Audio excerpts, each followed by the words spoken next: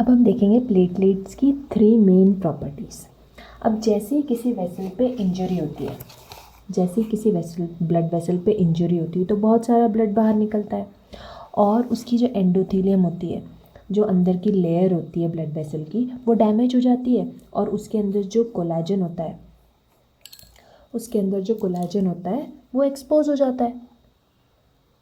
अब वो कोलेजन में से von Willebrand factor release होता है। अब जैसे ये फैक्टर रिलीज़ होता है तो प्लेटलेट के ऊपर जो रिसेप्टर होता है ग्लाइकोप्रोटीन के, वो और ये फैक्टर के बीच में एक इंटरेक्शन होगा, जिसकी वजह से क्या होगा कि प्लेटलेट्स एक्टिवेट हो जाएंगे।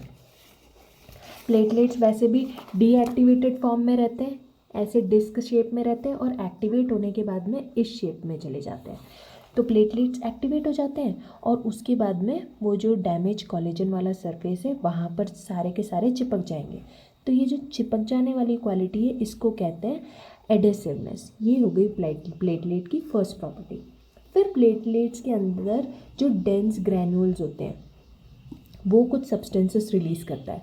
डेंस ग्रैन्यूल्स कुछ सब्सटेंसेस रिलीज़ करेगा, जिससे क्या होगा कि वहाँ पर और बहुत सारे प्लेटलेट्स और एक्टिवेट हो जाएंगे। प्लेटलेट्स एक्टिवेट होंगे और फिर वो एक दूसरे को ऐसे होल्ड कर लेंगे। अब जैसे उनके ये ऐसे प्रोजेक्शंस निकल जाएंगे ना, तो ये प्रोजेक्शंस ही एक दूसरे को हेल्ड करने में हेल्प कर देंगे उन्हें। तो इन प्रोजेक्शंस को क्या कहते हैं? फिलोपोडिया। अब इस प्रॉपर्टी को, जो वो प्लेटलेट की ग्रुपिंग वाली प्रॉपर्टी है, उसको कहते हैं एग्रीगेशन।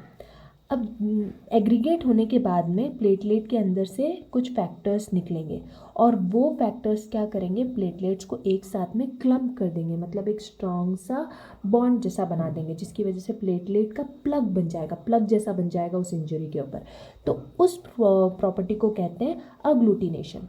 यानी वो पहले चिपक गए, फिर ग्रुप बनाया उन्होंने, और फिर वो सारे के सारे एकदम ऐसे स्ट्रॉन्ग से उन्होंने क्लम्प करके उधर सील कर दिया उस एरिया को। तो ये 3 प्रॉपर्टीज़ हो गई प्लेटलेट्स की। Thanks for watching.